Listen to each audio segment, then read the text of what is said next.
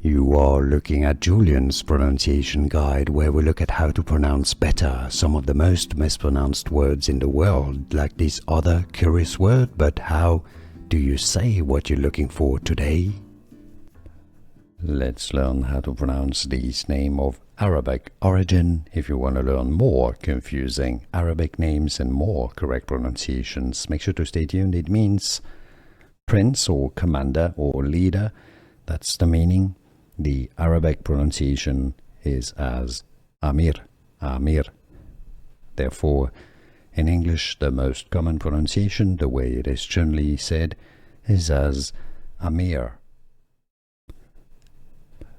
Let's learn how to pronounce these names of Arabic origin. If you want to learn more confusing Arabic names and more correct pronunciations, make sure to stay tuned. It means prince or commander or leader.